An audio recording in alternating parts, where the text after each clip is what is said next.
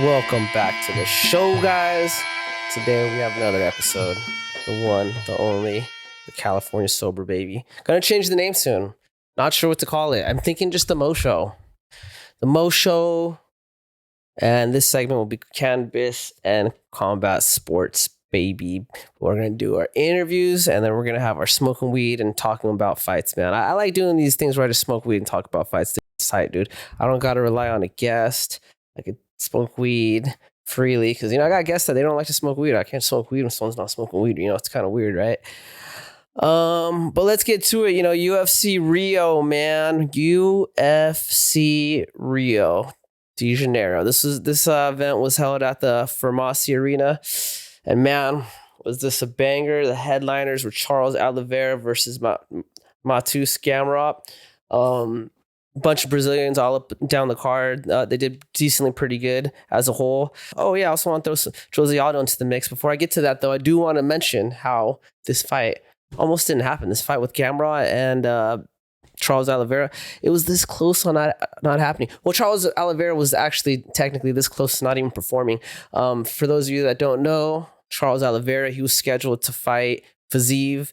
Fiziev got injured a few weeks before camp, like 2 weeks out. Gamrot had basically posted a comment on IG saying, "Put me in, coach," and Dana White approved it. They tried to set the matchmaker. At first, Charles Oliveira said he wasn't down. He said he had been, working for a striker, and so his whole camp was for striking.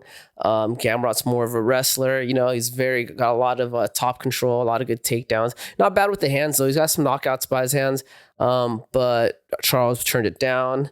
A few days later, Charles said, "Yeah." He's like, "I want to fight in Brazil. I want to fight for my people. I want to show them what's up." And he said, "I'm in.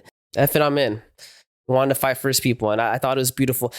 So yeah, the event did happen. It took place with Gamrot 2 weeks out. And one thing I would like to add, I said it earlier, José Aldo officially retires from MMA. Doesn't have a fight. I believe he won his last fight.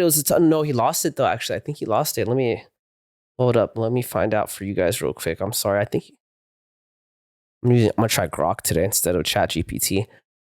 Did José Aldo win his last fight in the UFC? José Aldo lost his last UFC fight, a unanimous decision, to Ayman Zahabi at UFC 315 in May. He retired after, though he got a special send-off in Rio.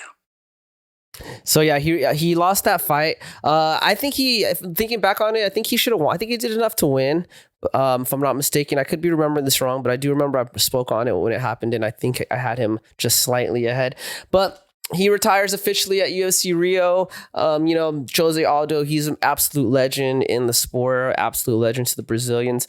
Some quick highlights, things I want to talk about him real quick, just to show my man respect. Actually, before I get into some of the stuff I wrote down, I just want to mention how, for those of you that don't know, José Aldo, he came from WEC, right? So there was a time when the UFC was the biggest, baddest around, but they didn't have the biggest, baddest in their divisions, right? So what I mean by that is they were making money like more than any of these other promotions, but their champs weren't the best champs, right? The WBEC and Strikeforce, when they bought those two leagues out, it really kind of highlighted how much more talent there was in these other leagues. José Aldo came from there. The Diaz brothers came from there. Jake Shields, Benson Henderson, Showtime Pettis, right? These guys came in and they mollywopped the division, and they became UFC champs. And people forget. They didn't start in the UFC. They came in later. José Aldo, I think when he got his WEC belt, he was younger than John Jones, if I'm not mistaken. So technically, if you go by those standards, you could say that José Aldo was technically the youngest champ in. It's a hard argument to say the UFC because, like I said, it was WEC, but they were still a big promotion. And at that time, like I said, they had some bigger and badder guys. I love José Aldo. I've always been a huge fan of his style, dude. He's got like that, that Dutch style, the heavy Dutch style. You could see his influences in his MMA, who they come from, one of them being Mike Zambidi. Mike Zambidi is a classic an old school Dutch kickboxer. He has this one combo that's like one of his most famous combos. I literally call it Mike Zambiti. I'll teach this to people when they're new, just to have a combo in their pocket, and I call it Zambiti. It's the way Zambiti did it. It was jab, overhand, left body, right kick. You know what I mean? The Dutch, they like to hit the body and then hit the leg. So it's like they level change all the way down. Jose Aldo kind of took from that, and he kind of just took the tail end of it, which would be the hook to the body into a low kick. And he would kind of like set up that combination with different hand strikes. Sometimes it'd be a left hook to the face, left hook to the body, right kick to the leg. Sometimes it'd be a 1-2 body kick, or sometimes you just throw straight to the body into the kick.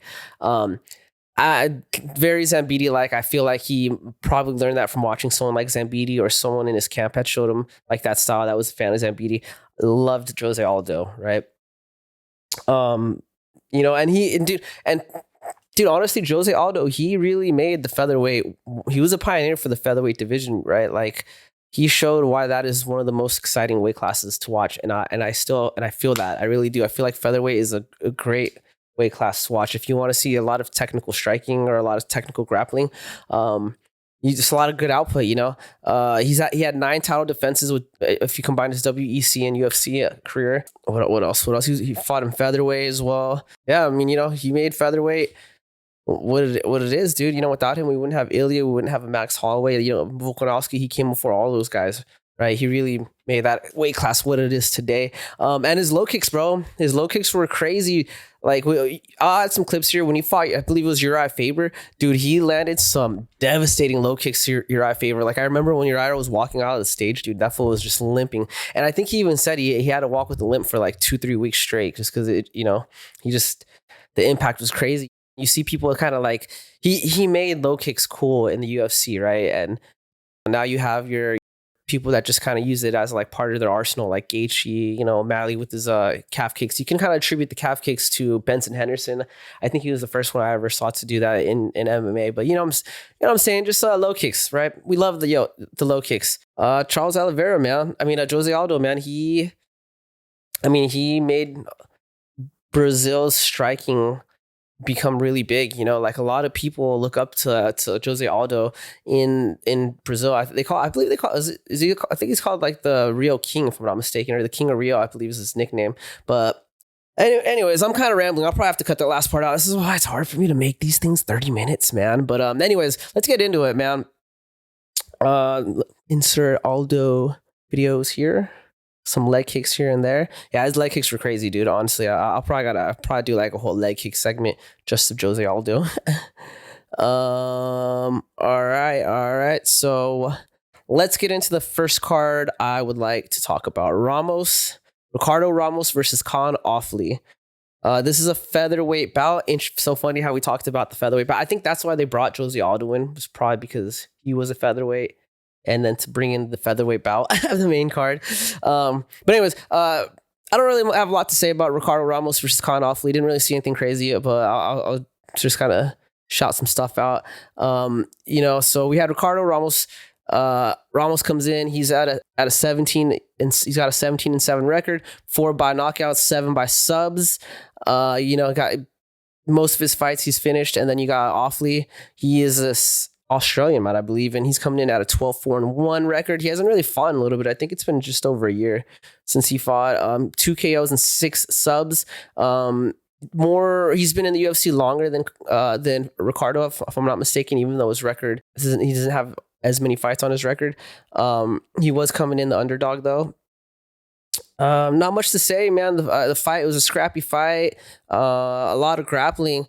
One thing that I did notice was Offley kept grabbing the fence. There was like point in times where Ricardo was working for submissions. You know, it seemed like he was really comfortable on the ground, and he was working for like leg locks and some other things. And while Offley was like kind of rolling around, he would like grab the fence to help pull out of things. He did it like 3 times, and the ref didn't catch it. And I think on the third fence grab, he actually used it to help pull his leg completely out.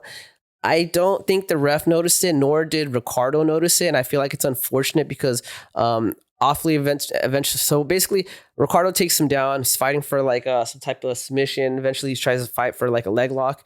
Offley ends up getting out, and then he ends up taking Ricardo's back, and he ended up submitting Ricardo off rear naked, which nobody thought was going to happen. But I think that loss it's questionable because, like I said, he did grab the fence 3 times, and I think if he didn't grab the fence so many times, it would have been harder for him to pull himself out of those leg locks, or at least just to get back to his feet. I'm sorry, I just finished drinking a lot of coffee. I'm extremely caffeinated. I should probably start smoking some cannabis now to slow me down, boys. Yeah, I didn't see much other than the fence grab. Didn't like it. I'm gonna move on from it because I'm trying to get bullet points. I got everything written down in bullet points this time, so hopefully I don't ramble off. It's really hard to. It's really hard to not ramble. I'm a rambling machine, baby. That's what I was born to do. But yeah, Ophelia, can't remember how to say that. He wins. Cheating, I don't know. Maybe I kind of consider it cheating, honestly, grabbing the fence. I mean, it is what it is. I guess if the ref don't call it, doesn't see it, then what can you do? I believe that was a prelim fight, by the way. So I don't want to spend too much time talking about it. But the first card off the main card was Jonata Denise versus Mario Pinto. So we got a heavyweight bout, right? Denise, he's coming out with a 9-1 record, 7 KOs. He came in as a kickboxing champ, obviously looking to bang, and he's fighting Mario Pinto. Pinto's coming out at a 10-0 record. Honestly, hype was from. I didn't really know much about these two fighters, but leading up to this fight, the hype was more towards Denise and his striking. And Denise, he came out sharp, man. He was ready to bang it out. Pinto, he was not trying to play with that, though. Pinto was not trying to play with the strike, and he pretty much shut down the striking quickly, went straight to pushing Denise against the fence. Just kind of smothered him a lot, and he eventually gets a double leg to get off that double leg. He gets top control and just smothers Denise. It was apparent that there is a lack of fundamentals in the grappling. You would know that just knowing at his record. You got a kickboxing guy versus this other MMA type guy, but you would think that you wouldn't think that Denise would work more on his grappling coming into this fight. Especially, he's the Brazilian, bro. Denise is a Brazilian. He lives in Brazil. He grew up there. He has access to really good, affordable jiu-jitsu. You know what I mean? It's but I love when they come out striking though, because it's honestly, when you see a Brazilian striker, you already know that he has the ability to become a good grappler just based off the people around him and where he's from. Yeah, dude. Honestly, the whole pretty much from after a minute into the first round, it was off. Pinto, man. Pinto was just basically out grappling him, out wrestling him. In that first round, he was mounted him and just landed a couple ground and pounds.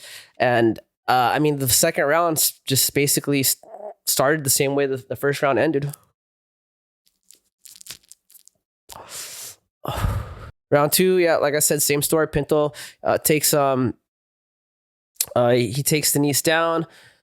Basically starts grounding, pounding, and he starts getting vicious with it. These heavyweights hit so hard, bro. It's funny because they punch in like slow motion, but it freaking leaves the craziest damage. He got on top of, Pinto got on top of Denise. He probably landed like 8 consecutive strikes, and then the ref caught it. Dude was already bleeding.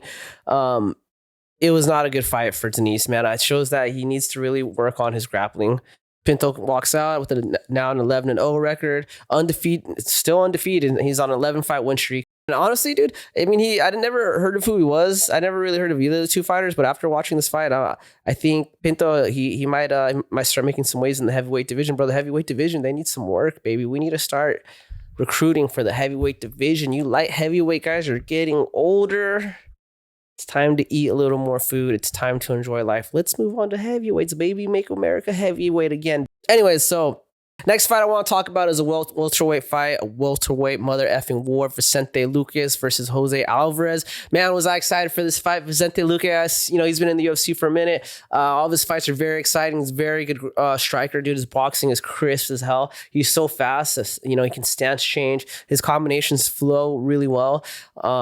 And his grappling's not bad either, bro. His grappling's okay, but he's definitely, the boxing is where he does his work. But yeah, let's get into it. Vicente Luque, he's coming in with a 23-11 record with 11 KOs, 9 subs. Pretty good all around, but like I said, his boxing where it's at. He is the veteran. and he's facing Jose Alvarez. Jose Alvarez, he's coming in with a 22-3 record, 5 KOs, 17 subs. Obviously, this guy's the grappler. Alvarez also coming in. Side note, I wrote this in my notes. Coming in with the young Goku tatted on his freaking chest. What a freaking badass. I noticed he had this theme going. It was everything on his right side of his body tattooed. My friend Chris Pena, he's over at Mataleon Combat Club, and he also trains at Tillis. He has the same thing going on where it's like half his body, I think. I think my other homie Chris is doing the same thing too. Kind of interesting. Yeah. Anyway, but he had a little Goku right here from the first Dragon Ball on his chest. It was cool. A lot of people from my generation, we got into this because of Dragon Ball Z or Naruto, but mostly Dragon Ball Z. So that was cool to watch. Anyways, just something I noticed, guys. Round 1, Luque, he's pretty on point, switching stances, like I said, bro. His boxing was crisp. He was a shorter fighter. He was noticeably shorter. I should have wrote the difference, but I didn't. He was a shorter fighter, but he was coming in with straight punches, and he was landing pretty decently. He was fast, too. I feel like his combinations, and his crispiness was kind of making Alvarez like second guess his like how he wanted to return. The other thing I noticed is Luque was really good at returning fire. That's really what was messing up his opponent. Like right from the beginning, Alvarez would land a kick or something from the outside, and Luque would come in off like a 2 or 3 punch combination. Boom, boom. Like you could tell the second he gets touched, he just comes in, shoots fire. And Alvarez just couldn't he couldn't keep up with that, dude. He couldn't figure out a game plan with like being able to, honestly, for something like that, you should probably just try to stick to combinations, right? Just don't give him the opportunity to come forward, or try to trick him, right? Throw a short combination, try to slide out, and then continue the combination off the slide, But yeah, but he, first round, it looked like Alvarez was doing good. It looked like, Luque was doing good, but at some point in the round, I think a minute left in the round, Luque or Alvarez clips Luque with the hook. All right, like a clean ass hook, and the thumb part of the glove, his actual physical thumb, it like hit Luque in the eye, right? His right eye to be exact, right? So he threw like a hook, boom, hit him in the right eye. He takes the knee. The ref stops the fight. He gets like a minute and 40 to recover, and at some point the ref reviews the tape, and it shows that it was with the thumb, but it was with like the knuckle. So the thumb wasn't pointing out; it just hit with that knuckle from when you make a fist, and it went straight in his eye, dude. It looked like it did damage. In my opinion, a little controversy. In my opinion, and this as well as which announcer was it? What's the British guy's name? Let me ask Grok real quick. Grok knows what's up. Who is the UFC reporter that's British? Michael something. Dude, Grog is taking forever. That'd be Michael Bisping. Michael Bisping. Yeah, Bisping. Sounds right? Yep. Yeah, so Michael Bisping, he was one of the commentators, and he was in agreement with such as myself, as if we were having a conversation with each other. He just read my mind because great minds think alike. But he was against the stoppage because he was like, it's a legal strike. So it's either you can continue or you can't. If you get hit with a legal strike, even if it's in the eye, it's legal. If you gotta go stop the fight, then it's done. There's no 10 count. There's no 5 minutes or whatever, right? They gave Vicente Luque like a minute and 40 while the ref kind of was discussing it, and then he just said, "No, it's a legal fight." They had a doctor check it, I think, and then back to business. I think, in my opinion, it was the right call. I mean, they shouldn't have even stopped it, but it's hard to know in the moment, right? So I think the ref did I think it was the right call. Luque was kind of confused. I think he really thought he got poked in the eye, but like I said, it was just that knuckle. The fight continues. Luque, clearly his eye is damaged. It looks bad. Also in this fight, I noticed that Luque, he was doing a good job being the aggressor. Like he was constantly in Alvarez's face, constantly returning fire, constantly throwing combinations. He was the dog in this fight. He was being the bully up until the point he got hit in that eye. And dude, I don't know. I mean, that was it, dude. And then round 2 starts. Alvarez, he flips the script. He knows he hurt Luque. He basically starts going first. He starts landing more. He gets a takedown, fully mounts Vicente Luque and just starts mollywopping him with ground and pound. Luque just can't get out of it, bro. He's taking a beat down, bro. For that whole fight, for that whole second round, he was just taking a beat down, and he just was accepting positions. There was times where he tried to like get up or scramble, but it was rough, dude. He was mostly, just eating it. I think, in my opinion, that was a 10-8 fight, bro. It was really bad. Alvarez was dominating. He looked like a mother. In between, after round 2 into round 3, in between 2 and 3, Alvarez looks I mean, Luque looks defeated mentally, right? And his corner asks him how he's doing, and he tells him about his eye. He thinks his eye is messed up, and he kind of like says he doesn't want to go out, like he doesn't really want to fight, dude. He's got his head down, and he's not even looking at his corner or anything. His corner's surprised, and they basically are like, "Oh, can you do it?" You know, and they kind of push him into finishing the third round. So he goes into the third round, and I don't know. In my opinion, it's kind of tough when you see someone like that. I think you should just call it off, bro, because unless your fighter's ahead of the score, it's like, dude, like he's showing like signs of mental fatigue, you know, as well as like, you don't know what's going on, bro. That's your eye, bro. I've had my eye injured in Muay Thai before. It was bad, dude. I had to get like, I got hit in the eye, and fuck, what was it called? It was called uveitis, where like scar tissue built up in the back of my eye. I couldn't like see for a while. It took like many years to heal. Yeah, it was bad. I couldn't see for a while. And when my sight started coming back, I remember like things were so bright because my pupil was like couldn't dilate properly. So for a while, I remember just looking at bright colors would hurt. It's crazy. It's scary, right? I literally was like, I don't believe in God. I don't believe in really Buddha or none of that. But I was like, God, Buddha, Satan, whoever the fuck is out there, Allah, if you can just not make me blind and fix me, I will stop doing Muay Thai. I will not do that anymore. Sure enough, you know, I healed, and eventually healed after all the stuff I did, and I am still doing Muay Thai. I'm a liar. I lied. Yeah, third round, Luque, he's injured. I mean, he goes into the fight, and it just basically gets dominated, bro. And honestly, the fight ends up on the ground mostly, and Luque's just holding on, man. And he gets hit in the face a few times. There's a point in time where Alvarez has Luque in this weird like inverted triangle or something. He's basically got that's the best way I could describe it. He's got a triangle, but then he's on Vicente Luque's back, I guess, instead of towards his front, right? So his knees are facing the same direction that Vicente Luque is. Anyways, so he's trying to squeeze it. Vicente Luque doesn't tap. I mean, it's pretty much it's kind of hard. It looked like it was under the chin at first, and Luque was able to slide it towards his head, and then it was like halfway off his face. I don't know if Alvarez just couldn't tell, or maybe he just was too tired and just was like, "Fuck it, I'll just try this out." Towards the end of the fight, some ground and pound, and the fight's over, dude. And I mean, I think this score came out 30-27, and that was unanimous. So, you know, that I think, yeah, 30-27. Alvarez, what a fighter, man. What a dog. He gets the dub. Did not expect that to happen. I would love to see that fight again, because I wonder if I would love to see that fight one day in the future. I think, yeah, I don't need to see anytime soon. But Luque, I think really that getting injured in the eye, I think that's really changed the pace of the fight. But it was a good fight, dude. So look out for that dude in the future. What's his name? Jose Alvarez. Look for him in the future. He's starting to build some momentum, and yeah. So next fight, we got a bantamweight banger. We got Davison Figueiredo versus Montel Jackson. Figueiredo, I freaking love Figueiredo. He's had to fight some people that I liked even more than him, so I've had to root against him a few times, like Brandon Moreno. I kind of like Brandon Moreno more just because he seems like he's a nice guy. Plus, he's Mexican, and you gotta throw it out for your own babies. And you know, he's had some. I think he fought Sanhagen. So last couple of fights where people had to root against him. It hurt me because I like Figueiredo. Don't like his personality. He's kind of a dick. He is kind of a dick, but he has a sick ass style, and that's why I like watching him fight. Davison Figueiredo, he's coming in. He's ranked number 6, and he's going to be fighting Montel Jackson. He's ranked number 15 in the division. Figueiredo's the veteran. Montel Jackson, the younger guy, coming up in the ranks. Coming up in the fight scene, I guess, in the UFC as well. So we got Figueiredo. He's coming in at a 24-2-1 record. Wait, was it a 24 or a 24-5-1? Might be 24-5-1. But I don't know why I wrote 2. Anyways, 9 KOs, 9 subs, 11 first round finishes. He starts off hard as hell. It's kind of like his kryptonite, though. He kind of usually starts off really hard the first round, and he starts slowing down the whole rest of the rounds. But when he's not tired, he dominates, dude. He does. That's for sure.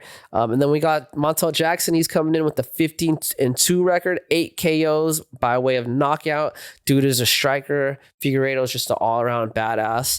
This is going to be a tough fight for Montel Jackson, but, you know, Figgy, he starts off just on the gas, dude. Fast, pressure, just overwhelming Jackson. Jackson was not doing anything, dude. Like, honestly, he looked stunned that first round. Figgy was just free to throw as many combos as he wanted and then slide out, just, you know, constantly just pressing him against the fence.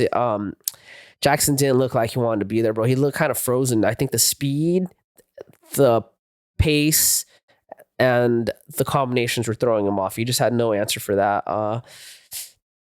There's times where they landed in the clinch position. Figgy was dominating him in the clinch position. Figgy, I think, was a shorter fighter.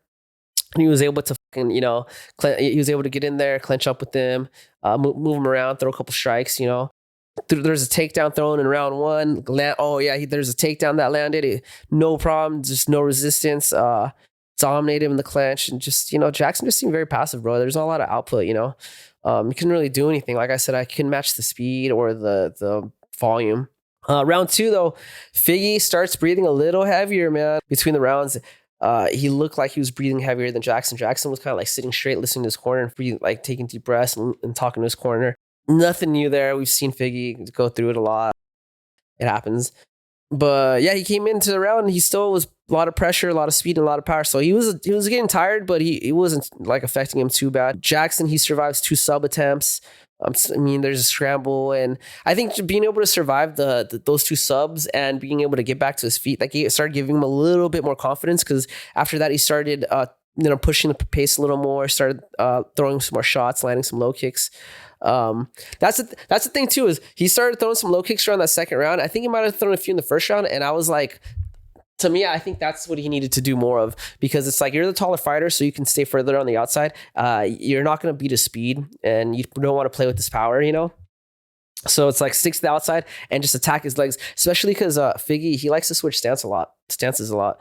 So, we all have a more dominant side, and that dominant side is usually going to have the better defense versus your other side. I don't care what you say. I don't care if you train southpaw all the time. There's no way that both sides could be equally as good unless they're just both equally as bad. You know what I mean? And so if I was Jackson, I would have been attacking that leg a lot more. But yeah, he landed a few good low kicks. Second round ended. Figgy up. I have Figgy right up 2 rounds. Round 3, Figgy slows down considerably. His aggression is he's way less aggressive. Jackson's able to circle better. He's able to be a little bit smarter with his distance control. He cracks a hard calf kick. And oh yeah, dude, was it a calf kick or a thigh kick? I can't remember. I think it was a calf kick, but it was a hard one, like what? And you see a reaction out of Figueiredo. He like smiles back at Jackson. That usually means it fucking hurt, man.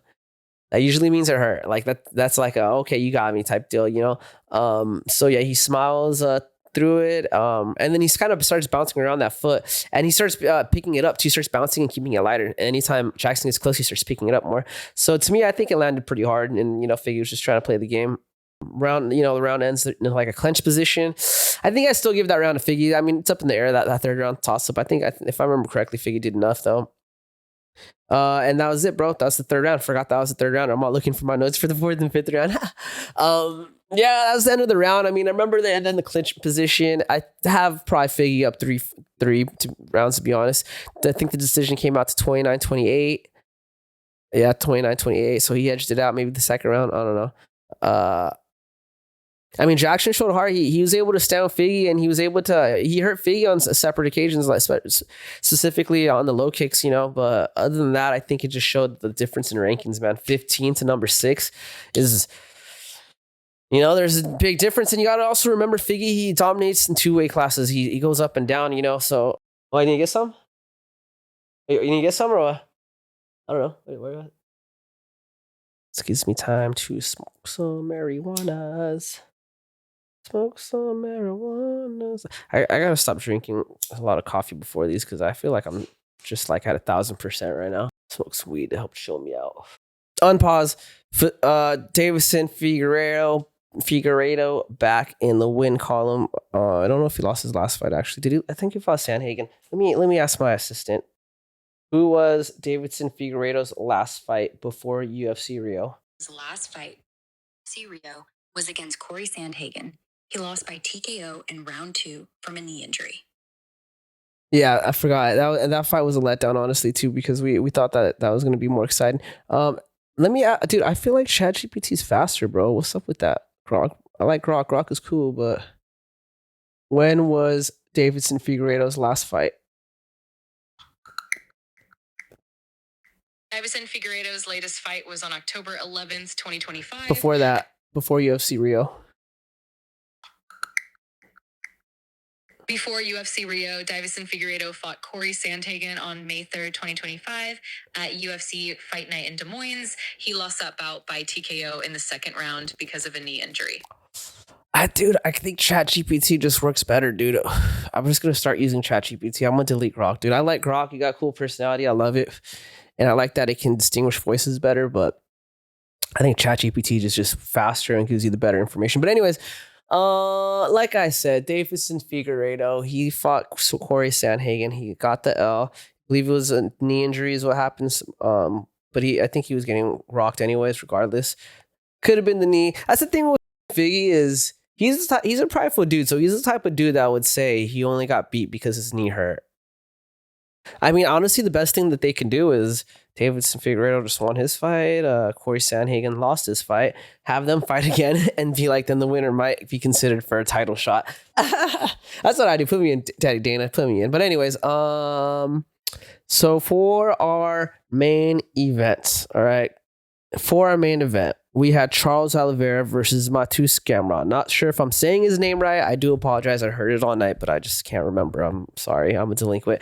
Like I said earlier, this fight, Charles's fight in general was just not going to happen. He was scheduled to fight Fiziev. Don't remember Fiziev's first name, but he was scheduled to fight Fiziev, or if that's even Fiziev's last name, whatever. Fiziev, he's Tiger Muay Thai striking kickboxing coach. Crazy striker, dude. A lot of combinations. Had a rough time in the UFC. He's lost to some, he fought Justin Gaethje at some point recently. I can't remember when. Lost that fight. It was a close fight. I think they fought twice, actually. I think he lost both times. Let me ask my assistant. Fiziev versus Gaethje. How many times have they fought? Justin Gaethje and Rafael Fiziev have fought twice in the UFC. Gaethje won both times, first by majority decision in March 2023, and then by unanimous decision in March 2025. Yeah, so they fought twice. Gaethje won both times. It was close fights. Fiziev, I feel like he's got good combinations, but I feel like he can't take damage, And for a while, he had like a problem with his gas tank. I think he's since then worked a lot on his gas tank, and he's been doing better. The other problem too is he just throws so hard, and he throws so many combinations at once, And it's like punch to kick combinations. It just takes a lot out of you, But Charles Oliveira was supposed to fight Fiziev. I was so excited for that fight. I love Fiziev. He's like one of my favorite strikers in the UFC. And I love Charles Oliveira. He's just one of my favorite fighters in the UFC in general. Charles Oliveira, he alluded to him working on his striking a lot more. So I was like, this fight's going to be a banger, baby. It did not happen, though. Instead, we had Gamrot. Gamrot came in on a 2-week notice. Like I said earlier, Charles almost didn't take the fight for whatever reason, then decided to take the fight 2 weeks, like last minute, and not 2 weeks, but like a day or two after Gamrot had asked for the fight.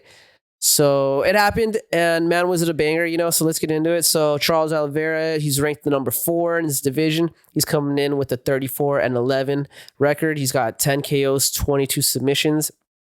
I mean, dominates obviously on the ground, but still has some good knockouts. And he is fighting Matus Gamrot. I'm sorry, I don't know where he's even from. Matus Gamrot, he's coming in at 25-3 record, 8 KOs, 5 subs. Yeah, Charles is definitely more of a finisher. KOs are pretty close, subs are nowhere near. So Carlos Matus, he's known as a wrestling machine. Charles the Bronx, you already know what's up. I guess Polish. I wrote that down. Matus Gamrot is Polish. Didn't know that. The Polish powerhouse. I have some Polish friends, man. I'm gonna go tell them, dude. Be like, this guy. Gamrot, he's a wrestler, heavy top game. He takes people down, lays on top of them. He has good boxing. Oliveira, good all-around fighter. For sure, submission game is crazy. His back game is crazy. He gets subs from his back is no problem in MMA.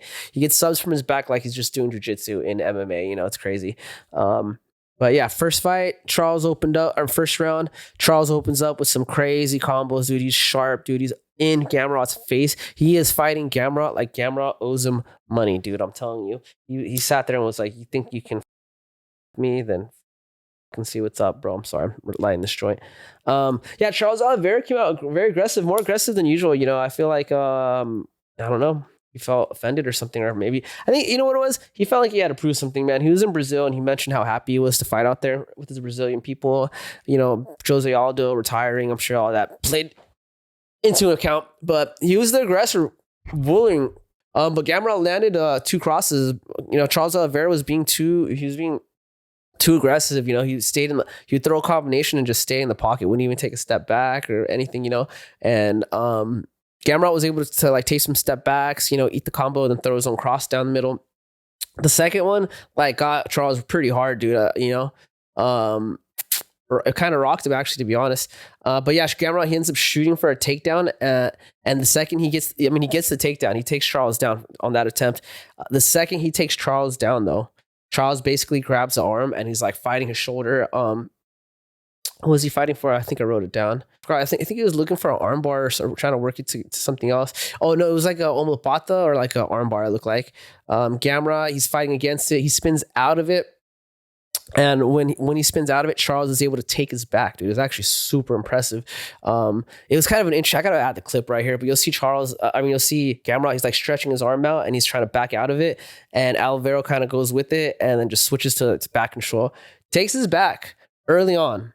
Scary thing. You don't want Charles on your back. Let me tell you, his rear naked chokes are his bread and butter, dude. Love to see him in a fight with Aljo, dude. See who's the rear naked king right there. But anyways, where am I at? Charles Oliveira, he gets Gamrot's back. He gets the hooks in, and then he just fighting for the RNC. You know the rear naked choke. Gamrot is. He looks scared, bro. I'm not gonna lie. He does not like this position. You know, Charles is yanking on his head. He's like trying to slide his hands in.